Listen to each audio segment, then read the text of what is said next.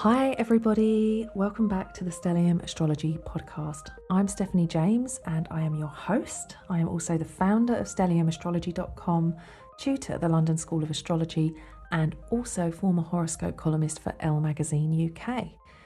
And today we are going to talk about Virgo, the sign of the zodiac that follows on from Leo, which happens to be the sixth sign of the zodiac. So if there's 12 signs of the zodiac, if we're on number 6, then I guess essentially we're kind of at that point of that halfway point, that kind of tipping point. So Virgo is I kind of like an overlooked sign. And I think following on from Leo, it can be a little bit difficult to kind of be seen as far as Leo's kind of presence is concerned, because it's very obvious and it's very confident and very attention grabbing. And Virgo kind of is I said in the previous episode, Virgo is the kind of backstage, kind of likes to help out and do the background work rather than being in the spotlight. Not to say that there aren't Virgos that are in the spotlight. It's just that they are very much, they generally tend to sort of prefer not to be the centre of attention. So when the sun goes into Virgo, that is when we are going back to school. It's September, and usually Virgo season is when you go out and you buy all your new pencil cases and your pens and your rubbers. I just used to love that thing about, I hated going to school, but I really loved going back to school and getting all the stuff to go back. So we'd go to WH Smith and I'd get a new pencil case, which is probably quite bad to say it now, but I used to love that smell, that fresh plastic pencil case smell, which is probably the reason why we're in such a situation on this planet as we are, because every year I'd get a new pencil case. And, those lovely rubbers from WH Smith that looked like a bar of soap almost, they were quite big and they were really good rubbers. And lots of lovely new pens and all sorts of lovely new stationery. That was the most exciting thing for me about going back to school. And I think that's actually connected to Gemini more, because obviously Gemini is the communicator and likes to write.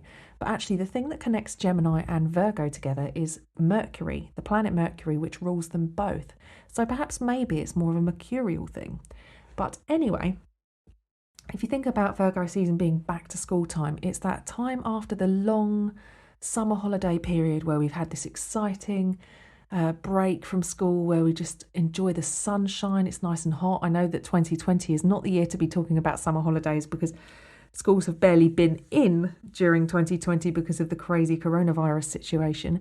But this year aside, the summer holidays is like the best time ever for all the school children who get to go and play and have fun, and they don't have to go to school for 6 whole weeks.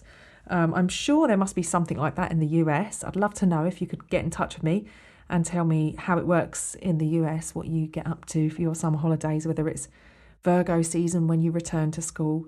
But it's that kind of mindset. If you think about like having to refocus yourself and think, right, okay, fun's over. Now it's time to get back on with some work, and not just get on with work, but Virgo season always seems to mark it where you're going up a level. It's up, we've got to up our game a little bit. We're moving up to the next year. We're going to have to work a bit harder. We're going to learn some new stuff. They're probably going to expect a bit more from us. We're going to have to expand our knowledge and apply ourselves. So Virgo season is perhaps not celebrated as much, actually, perhaps for those reasons. Virgo is a passive sign. It's more introverted, more introspective, not so outgoing. And Virgo is also a mutable earth sign. So if you've not listened to any of the shows on the modes, you should definitely go back and listen to the modes and the elements, because they really do form the basis of everything to do with each of the signs of the zodiac. And for Virgo, it's all about being mutable, so a lot of movement, a lot of adaptability, and earth as well. So it's practical, it's working with, in a sense, bringing things into sort of tangible reality, and very it's about applying itself. So if you think about mutable earth, I guess you could say with Virgo, I tend to think of Virgo as sand. I think of Virgo as like the the sand dunes even, that they can move around. It's that kind of sense that you can build something with sand, but you can break it down and you can rebuild with it. It's that it can be, and have you heard that analogy where they say about putting the different stones in and into this jar? And I can't remember the story. That's not the point I'm making. But you put all these different size stones, and when you pour in the sand fills all of the gaps in between, and actually it really solidifies it and actually supports it, rather than sort of just stones balanced on top of each other when they're inside this jar, I guess. Actually, the sand that you fill in actually kind of reinforces it, and that is kind of what Virgo does. It's a reinforcing sign in many senses. If you think about concrete, some forms of concrete are actually made out of mixing sand. Not that I know that about that in great detail, but actually sand is, I'm not going to go focusing too much on sand, but it's the idea of what mutable earth can do. And it's about that practicality and adaptability, which is very much about what Virgo is about. And Virgo, like I said, it's not incredibly out there. It might be confident in its own way, but it's not confident in that kind of leonine performance kind of way. Virgo is very happy at being a supportive role. Virgo is not necessarily interested in rising up the ranks and achieving and becoming a manager or anything. They might be offered those positions because they are naturally good at making sense of things and organising things and having a practical approach and knowing how to deal with some of the issues, being able to act quickly and deal with some of the issues that arise, which can help to keep the process moving, because that's what Virgo is good at, and that is what sometimes they look for as management material. However, Virgo might not necessarily be a leader. So, so basically, if you're thinking about an organisation, Capricorn would probably be like the bosses, the top bods, and Virgo, you could look at Virgo as being, I mean, if you think about I was thinking about this earlier, if you think about the US office, and this is not a reflection of their birth charts at all, but if you think about the American office, you've got the people working in the warehouse, you could say that that's Taurus. They're doing all the essential, really physical work and, dealing with the actual product. Then you've got Virgo, who are doing the kind of, the number crunching upstairs and doing all the data and just ensuring everything's ticking over in an administrative sense. And then you go up another level and you've got the kind of the bosses. I wouldn't really want to call Michael Scott a Capricorn, but he's, I guess, in that position. He's in a more senior, responsible position, and he's more connected to corporate than he is to the office staff. So you could see it like that. Virgo is kind of the people that kind of go in and go home every day and don't get much recognition, probably don't even ask for a lot of thanks, but they know that their contribution is helping things to tick over. Now, I'm sorry if I've made that sound incredibly boring, but it is kind of the way that Virgo works. And actually, a long time ago when I was presenting a previous podcast with Shana, who I spoke to the other day, and it was lovely to catch up with her. And we did a couple of interviews with a lady who was a beekeeper. And they were really interesting, actually, because I thought, the kind of stuff we used to talk about on the podcast was really alternative stuff. So beekeeping was really tame for us. And I was like, oh, I wonder what bees could be. And I just assumed, they've got a sting, so maybe they're a bit Mars or something. But it turns out that bees are actually Virgo. And the reason for that is because there's a hierarchy in the hive. And actually there are different types of worker bee. So there's loads of different types of bee. I really looked into this as well. I found it really, really interesting. But you've got bees that are kind of soldiers, a bit like ants as well. Some of them are kind of soldiers, and some of them go out and they pollinate, and some of them they stay in the hive, and their work is about processing the pollen into nectar. And they and then it's just that they kind of they feed. I can't remember. Do you know what? I can't remember the ins and outs of it now, and there's probably some of you really know about it. But actually, it's there's just lots of different roles that are fulfilled, and the bees just go out and they work, and they come back, and that's what they do. They're working towards sort of the colony in a sense. And I'm thinking of Ants as well at the same time, because I really like that film Ants. And that's the same sort of thing, but I have no idea. I haven't actually checked whether or not that is also Virgo. But there's a kind of a work ethic associated, and it's a kind of humble, I don't want to say like knowing your place, but there is a sense of like with in a beehive, they all know their role within that. Now, ultimately, they're all working towards a shared goal, and there is a queen that sits at the top. So there's different levels of this hierarchy where the queen at the top, you could say that's very Capricorn.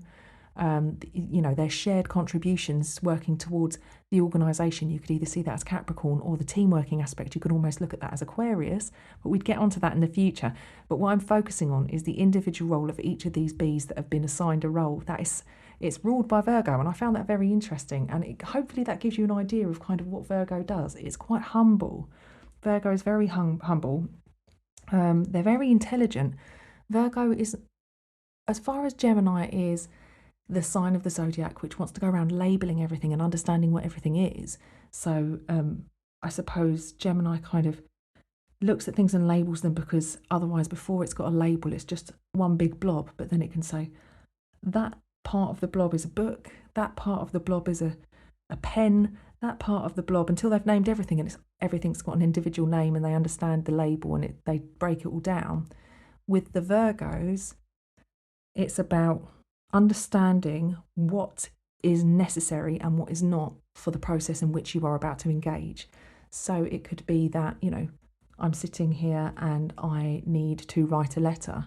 The Virgo aspect would say, well, I don't need that book. I might need that pen. I'm probably going to need the paper. And so everything else I've got on my desk, I can take it off and put it somewhere else.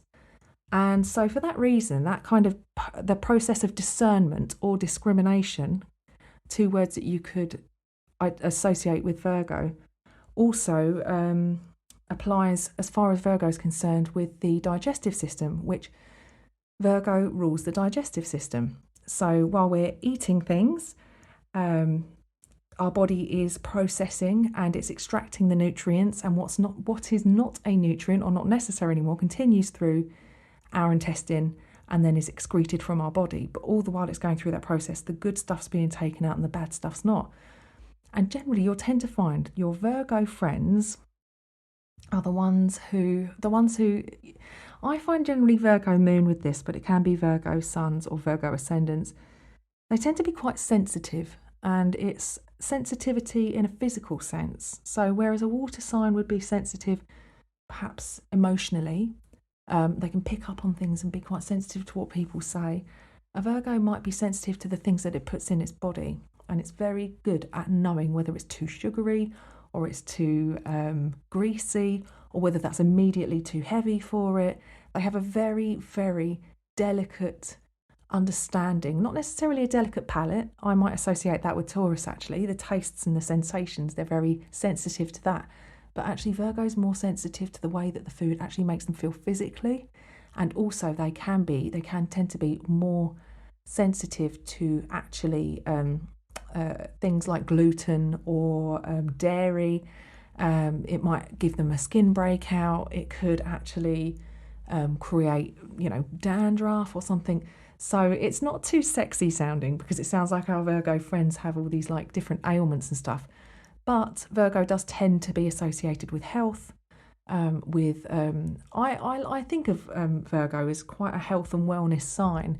By the time we get to Virgo in the zodiac and we've gone through all those first stages, it gets to that point where we know what's good for us, and we're starting to learn about what's good for us and what's not, and then it's our choice if we want to have to keep abusing our body with rubbish, or if we want to start treating our body well and eating better, and in turn actually being able to perform better. I remember working with a guy who had a Virgo moon, and he would just be so in tune with whether or not, like, I think we'd offer him a piece of cake and he'd go, maybe have half of it and go, oh, it's very sweet. Whereas I would probably have 2 slices because I'm a pig. But he just was very in tune with what he, whether it was too sweet, too much sugar, too much caffeine, he just was very in tune with what his body needed and should have. So yeah, the Virgo is definitely to do, if you think about what the the digestive system does for food, taking out the nutrients. Virgo is a sign which is connected to purity, and we often see Virgo as being described as the maiden, and she's in a field with loads of wheat, and it's connected to agriculture, and usually wheat is kind of a symbol for Virgo, because there's a whole process that goes into that as well, a whole process of purification which goes with that. But I think of things like extra virgin olive oil, anything that's in its virgin state, which can be untouched, or there's an essence of purity about it, that is connected to Virgo. So I guess that's where we get the purity of the virgin, the untouched maiden. So that's kind of what Virgo sort of looks like as a sign. But yeah, so Virgo is lovely, helpful, supportive, not very egocentric actually. Like I said, very practical, very organised. They're very deep thinking. If you need somebody to go over the details, like I said with my mum, looking over all the legal aspects, all the document, all the small print in the document, my mum's very good at that, and that is a very Virgo thing. They really have an eye for detail, and they're very good at things that involve analysis. They're often prepared. I'd say that all the earth signs are prepared in a sense, but I think Virgo is a very preparation orientated sign. But what's good about Virgo, like I said, it's a mutable sign. So often if somebody throws a curveball at a Virgo, they will be able to adapt in order to deal with it. Whereas Taurus might suddenly freeze and go, oh, this wasn't part of the plan, I don't know what to do with that, and would probably get a bit stuck. And Capricorn might think, oh, that's a massive obstacle, how are we going to deal with this, and go off and have a little brainstorming session and come up with some solutions. Virgo would be able to just think straight on their feet and say, okay, that's happened, let's do this, and let's just sort that area out, and just, they don't have to, they're just very quick thinking, and they're a very, like I said, very analytical, but they're also very logical and intelligent and just analytical. I know I've said that so many times, but they're a mercurial sign, just like Gemini, so their brain is ticking. And Mercury is known to be quite a planet that can indicate nervousness, and I would say out of both Gemini and Virgo, both of them they can tend to be quite nervous signs as well. So anxiety can be attached to both Gemini and Virgo. They're not exclusively, other signs of the zodiac can have anxiety too in their own ways, but I would say that Virgo is probably quite an anxious sign. It can be, and often Virgos and Geminis are the ones that need to have a pen and paper next to the bed, so when they wake up or when they're going to bed at night, they can just write down the things that they need to remember for the next day, because otherwise they'll just be obsessing over them all night. So I think I've covered quite a lot there. Oh yes, the other thing about Virgo is that they do really love animals, and they're very good at, let me just have a quick look. I pulled up a window. They're quite good with crafts, and let me pull up that thing. Where did I find it? Oh God, don't know what I've done with it. There it is. So yeah, they're they're quite crafty. They're quite good with their hands, and they're very good at creating things. So they're usually very arty and crafty as well in their own way, and they're not particularly showy. They're usually quite happy to be behind the scenes and not really getting much of an accolade for what they do. They just kind of know that they're quite responsible in their own way. They just know that they've got to be there, and they've got to support, and they've got to do things in order to keep things going. And they're incredibly thorough. So the drawback to Virgo is that they can be quite critical, and they can also be quite fussy. They can be very, if you think about me saying about the whole gluten and dairy thing and things like that, it can be difficult to have a Virgo over for dinner because there may be issues with certain aspects of the food that they might require special adaptations to the food. I'm not just, it's not a terrible thing. My partner's grandmother, he said that she never ever cooks with fat. She's very, very health conscious. So she rarely would use fat in her cooking. So, like he really enjoys, he's got a Taurus ascendant and he really enjoys like the flavour sensation. There's a whole experience for him. His eating is just, it's about, different textures and the different flavours. And, they'd say that the Taurus is kind of the connoisseur. But she's a Virgo, so another earth sign, but very health conscious earth sign who doesn't want to cook with fat and is very careful about, what she makes. And actually, she made a dinner, and where you'd go around to someone's house and have like a Christmas dinner and they'd stick it all on one plate. I'd never seen it done like this before. We went round there and everything was on individual plates so everybody could take a little bit of what they wanted. How Virgo is that? She's like, I'll let you discern for yourself what you want on your plate because I will just get all of the stuff for you. You can have everything and then you can decide which is best for you. That's so Virgo. You have to use Virgo in that process. You have to use that Virgo aspect to say, I'm going to discern what goes on my plate. And then it's your choice if you want to have something that maybe might not agree with you. And then you have to sit there feeling really bloated and groggy for the rest of the day. But she covered all the bases. And it's quite an interesting way to do it. I did quite like that, that buffet style sometimes. It is quite nice. Nice when it hasn't been sitting out all day and it's been especially prepared. Now, like I said, they can be a bit critical, a bit fussy, a little bit like, ugh, don't want to touch that, it looks dirty. They can be associated with cleanliness, and they can be control freaks. Now, I want you to imagine somebody here who is very obsessed with cleaning, very, very interested in, food and health and diet, and somebody who can be critical and a bit of a control freak, but lovable. Now, the person who springs to mind when I talk about this stuff is Courtney Cox as Monica from Friends. And actually, we don't have her birth time for her, but it looks as though she's a Gemini, so she's mercurial, but she also has a Virgo moon, and she has Uranus and Pluto in Virgo as well, which is something that a lot of people had in the 1960s. It was a huge, huge conjunction that happened, which was a very paradigm-shifting conjunction, which came around the same time as birth control medication and the sexual revolution. So that whole generation, anyone born in that era in the 60s will have a Uranus-Pluto conjunction, or those planets close together-ish in that sign. But if your personal planets feed into it, then that makes you a kind of channel for that to be expressed.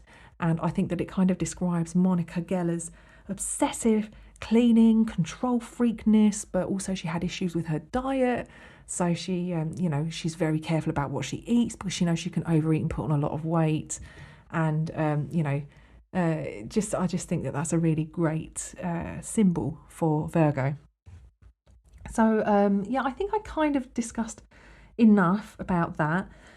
I don't know if I went into it enough, but Virgo is the sign associated with small animals, generally smaller than a large dog or a goat. And I do know one particular friend of mine who is a Virgo. A lot of my friends are animal lovers, but one of them is a vegan who is very she's very into fitness, and if she doesn't work out, then she feels a little bit groggy and a bit crap. So she has to work out, and also she knows that if she eats food and doesn't exercise, then she just gains the weight. And she's a massive animal lover, like a real animal lover. And that's Sarah, my friend Sarah, that I went to school with, and we're still in touch all these years later. And I've got a great quote for Virgo. I saw this and it made me think of Virgo immediately. You know what I like most about people? Pets. I was like, that's so Virgo. And I think that Sarah would say that that's kind of how she lives. That's maybe a motto that she might live by. And that was a Jared Kintz quote. I don't know who that is or where that quote was actually from. An amazing way to deal with change by deciding to let indecision into your life. I guess that's where that came from. But that really made me think of Virgo so much, because they probably like animals more than people usually. And maybe it's because animals come from a place of purity and they are uncomplicated, and there's no malice generally with animals. They're very cute little, sweet little, they don't really calculate or screw people over. And that's the other thing, Virgo can be a little bit distrustful of people. But yeah, so that was a nice little quote. Another quote that I found was, "I must judge for myself, but how can I judge? How can any man judge unless his mind has been opened and enlarged by reading?" And I like that. It's quite a mercurial quote, but actually the judgment aspect which comes into it is, I would say, the discerning aspect of Virgo, where they have to decide for themselves whether or not, because Virgo is about judging and discriminating. So they have to discriminate against something in order to, something has to stay and something has to go with Virgo. And I guess that's where judgment comes into it. So that's that. Now, who did I have? So yes, last time Deborah from Australia, and she's in Melbourne, and she has got Moon, Mars, Venus, and Pluto in Virgo. But we talked about her in the Leo episode because she's also got Sun, Uranus, and Mercury in Leo. And actually, Deborah, we talked about how you may identify more with the Virgo stuff because it's the lunar stuff is kind of the past and where we've come from, and it's got like Venus there as well, and she's got Moon, Venus, and Mars there, and Pluto. So I do kind of think that there's a strong feminine archetype there, which you may identify more with than the masculinity of the Sun in Leo. And like I said, the Sun and Uranus in conjunction could be like a kind of rejecting that aspect of yourself, but attracting people into your life who represent that instead. So I do feel like Deborah may identify more with the Virgo in her chart. So Deborah, or anybody listening to this show, definitely listen to Deborah's, what I said about Deborah in last episode, and check that out. Now, I've got Roseanne here. I picked out Roseanne's chart, another Australian person. I have to say, we had, I know that Stellium Astrology, the Stellium Astrology podcast got mentioned on a podcast in Australia. And I've just had so many people from Australia contacting me and giving me their chart details. So I just want to say thank you. That's really exciting that I'm reaching that far. And I really wish I could find that podcast episode because I've been listening to it and I just can't find it. So if any of you who are listening could just hook me up with that episode so I can hear what they said, that would be brilliant. So Roseanne has got a stellium in Virgo. So she's got Venus at 0 Virgo, and then she's got Mercury, Sun, Pluto, and Uranus all in Virgo. And that kind of spans over her 3rd and 4th houses. And she's also got a Gemini ascendant, so she's really mercurial. She's got a Mercury ruled ascendant and a Mercury ruled stellium in Virgo, and Mercury in Virgo, so he's in rulership as well, so he's at home. So Mercury gets to be, comfortable and express himself in his best possible way. And it all happens to be below the horizon, so apart from Saturn. So as if this wasn't already an introverted zodiac sign, so Virgo being so introverted and not really being that show-offy at all, it's all very private and hidden underneath below the horizon. So yes, again, another person who's probably very homebodish, very likes to keep themselves to themselves. But on top of all of this, it's all in your family sector. And you also happen to have Moon in Cancer. So I would see somebody with a Gemini ascendant and Mercury in Virgo. There's somebody who you're probably in control of a lot of the family stuff. So I definitely think that, Uranus is very community orientated. Pluto is quite intense and likes to get intensely involved. So maybe in some way you are somebody who helps out in your local community, and maybe you're somebody that deals with complaints. Maybe you're somebody who's very good at, working in healthcare, dealing with complaints, or helping people to make sense of things. That's the other thing Virgo does. It makes sense of things. That's probably the biggest thing is if a Virgo is feeling stressed out or confused and doesn't understand what's going on, they have to make sense of something and they have to have a project. So I feel like you're somebody who'd be really good at project management in some way or another, really good at dealing with, the details that other people are overlooking. You're probably somebody who just likes to help and help other people in some way or another so that they can achieve what they need to achieve. And it's very much family orientated. So maybe you're a supportive role in the family. It could be that, like this intense community aspect that I'm getting with that Pluto Uranus. It could be that you're working with people who are, it may be that they don't have a family and you provide a sense of community for them in some way. I don't know. I think the Virgo's very good at doing all the little jobs that nobody really wants to do. So I can see that you're somebody that might be a bit of an underdog, actually, and just kind of gets on with it, keeps the head down. But yeah, then again, there's this critical aspect of Virgo. So critical being a positive thing, because you have to be critical of things and your critical thinking, which you've got that signature in your chart. But also perhaps you're maybe a bit critical. This is all in your fourth house, and this is kind of like your psychological basement. So maybe you're a little bit critical of yourself as well, actually, at times. And, understanding your past, understanding where you come from, helps you to make sense of the world around you. There's, I don't know, I think somebody that has that much focus on the fourth house has a family that might trigger them a little bit sometimes. So it could be that you may have had to have somewhere you can go and talk about your family and talk about the people that you consider to be your family, to make sense of these things. But ultimately, I think that you care a lot for other people, you care a lot for your family. And like I said with Cancerians, kind of bringing people together, I feel like Virgo also has that aspect of bringing people together or bringing things together in order to facilitate environments for other people to flourish sometimes. So I feel like that's a gift that you have. So that's just looking at your Virgo stuff. And obviously, like I said, you've got your Venus just out of sign in the third, so not out of sign, out of the house. So you've got all that fourth house stuff, but then you've got that third house Venus. So again, I see communication as something that's important to you, and languages maybe, writing, expressing yourself through word, poetry, that kind of thing. I just think that there's a lot of a very heavy mercurial and Cancerian aspect to your chart. So I suppose I wasn't sure who to talk about as far as celebrities are concerned, because we've got there are a few Virgo celebrities. Who did I look at? There's Beyonce. She's a Virgo. Zendaya, who is Mary Jane in the Spider-Man films, for the majority of us who recognise her from that, the new Spider-Man films with Tom Holland. But she's got an acting and modelling career, an extensive acting and modelling career, but she's kind of shot to central stardom. She's very, very current and very, very, very beautiful.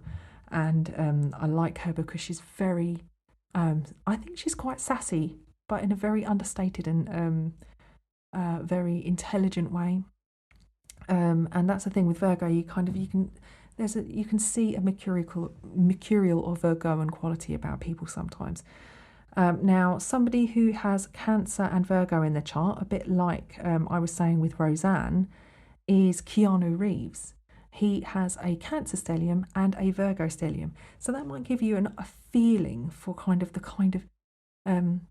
the personality that might come with somebody like that. Keanu Reeves is an actor. He's well respected for what he does. He's known for just being very hardworking and just getting on with what he does. But he's not particularly somebody who courts the spotlight as such. He's not somebody who's really a particularly showy celebrity. But yeah, the person that I kind of thought would be good to talk about, if I've got his chart up, let me have a quick look. I think I did. Where's my cursor gone? There it is. Oh, Gordon Ramsay. I know. I've talked about Gordon Ramsay before. I'm sorry if you guys don't like him. But he's got Moon, Pluto, Uranus. Again, he's that generation. And Mars in Virgo. And like I said, he's a great example, because he goes into the restaurants. And yes, I know he's got Scorpio stellium as well. So we don't have to talk about that aspect of it, of transforming what happens in the restaurant and how, transforming these businesses and psychologically delving into the psyche of each person working there and transforming their perspective and stuff. We won't do that Scorpio stuff. let's talk about the Virgo stuff. To start with, he's like a perfectionist. It's very Virgo, really perfectionist. He's really worked hard. He's got to the position he has been in because he has worked from the bottom up, and he's really highly respected for that. He also trained in France. I'm trying to think, what they call it, but it's the way that they do things in France. It's almost like military. The way that they train them to clean the kitchen, the way that they train them to cut their knife skills and stuff. It's not the kind of job that they don't cut you any slack. It's not necessarily fun work like maybe working in the kitchen at Nando's or something might be, where you can have a bit of a laugh with your friends and you go on shift and it's hard work but you enjoy yourself. It's literally getting your balls busted and just going in and getting on with it. But as time goes by, the repeated focused attention to detail, it becomes a craft. And that's something that Virgo does. They're the craftsmen. They're able to refine what they do, and they craft until they are, they might not necessarily want to be seen as an expert the way that Gordon Ramsay has become an expert, but actually they are respected for what they do because the vast experience that they've got. He goes in and he talks about the cleanliness and the hygiene. He likes to see that it's all organised, everything's labelled, it's all got dates on. He's really has a go at people if they don't do these things. He also tastes the food and he critiques it. And he plays up to the camera, but he's just, I know he's not a Virgo sun, he's a Virgo moon, but also he's a Gemini ascendant, by the way. So again, extra mercurial. But there's just something really Virgo about Gordon Ramsay. And I know he's, like in true Scorpio style, he's a real Marmite person. You either really love him or you really hate him. I don't know many people that are like, he's okay. He really provokes like a strong feeling in people. That's the Scorpio aspect. But the Virgo aspect, you can't deny. The guy is hardworking. He's focused on fitness. He's released a lot of health food cookbooks. And he's also, I think at one point he was a semi-professional footballer. He's a very good footballer, and he could have been a professional footballer, but he ended up becoming a chef. But again, it's like that health aspect and that fitness. And I know. So I was talking about my friend who was the one that likes the animals. She has to exercise. It's like I said, they have to expend the energy through. There's some kind of needing to exercise in order to express the body, express frustration sometimes. And though Taurus can express through the body, I think all the earth signs do to an extent, but the Virgos that I know are usually into yoga or like just working out in general because they just have to burn it off. So one of my Virgo friends is a Zumba instructor. One of my Virgo friends, like I said, she's got a little gym in her home and she has to exercise every day. One of my friends with a Virgo ascendant is a yoga teacher, and she has to exercise regularly as well. And it's like that they're very conscious that this is something that they need to do for their bodies, more so than any other sign of the zodiac. I think they're very conscious of the fact that exercise is kind of key to how they feel mentally. And I do tend to think that Virgo is a sign of body, mind and spirit. I hope I've covered everything for you. Like I said, I've got loads of these charts that I have to talk about that are coming through, which I'm really loving that you guys are sending in your chart details. Honestly, I'm really, really, really excited about it. And that's kind of what's happening at the moment. So if you're enjoying this and you'd like to have your chart in the show, sorry, I have to put my teeth in today. If you'd like to have your chart in the show, all you have to do is go to my website, stelliumastrology.com, subscribe to the mailing list. Someone contacted me and told me that they were having issues. It may have gone into your spam folder. I don't know if there was a delay, but if you are having any problems, just email me, stephanie@stelliumastrology.com. There should be links there for you. You should be able to find it relatively easily. And I can have a look and see where I can fit you in. I still have people queued up who I haven't spoken about yet. Promise I will. I promise. And if you're enjoying this, please, hit subscribe on iTunes, leave me a little review and pop me some stars, 5 for good karma. Just to let me know that I'm, doing something useful, you're finding it, interesting and enjoying the experience. And I've really enjoyed doing today's show. I do love my Virgos. They're great people to have as friends. They're incredibly supportive and they help you to really see, like, rationalize things sometimes. If you're somebody who gets a little bit out of kilter with what's going on and you get a bit emotional and a bit upset, they're often the people that can really help you to get grounded and think, okay, let's create some solutions, let's make sense of this. And they're just great people to have around. So thank you very much for listening, and I will speak to you next time. Take care, guys.